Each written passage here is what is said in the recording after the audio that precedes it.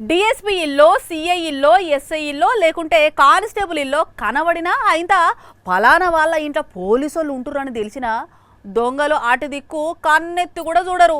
ఎందుకంటే పోలీసులు అంటే దొంగలకు అంత గుబులు. ఒకవేళ దొంగతనాలు చేసినా దూరంగా చేస్తారు కదా.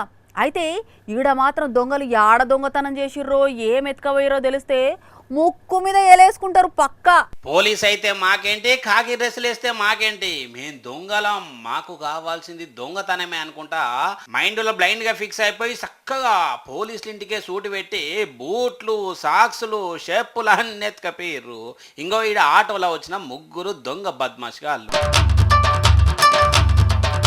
అర్ధరాత్రి దాటినాక సీదా పోలీసులు వచ్చి దొంగలను ఎట్లనైతే అరెస్ట్ చేస్తారో దొంగలు కూడా సీదా అర్ధరాత్రి దాటినాక పోలీసుల ఇంటి ముంగటికే వచ్చి వాళ్ళ ఇంటి ముంగటనే బరగా ఆటో ఆపి ఇంకో ఇట్లా సర్దకపోయారు.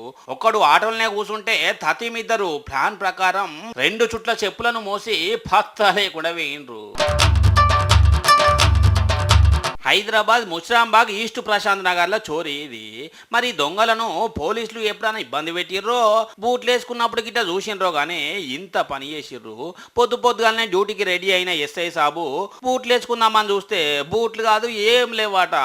ఇటీలో ఒక్కలియే కాదు పక్కింటోళ్ళవి కూడా కనవలేదట. సీసీ కెమెరా ఆధారంగా దేవులాడుతున్నారు కానీ పోలీసుల బూట్లు, సాక్సులు, చెప్పులకే సూటి పెట్టిందంటే ఎంత మోనార్కు దొంగలో ఆలోచన చేయండి.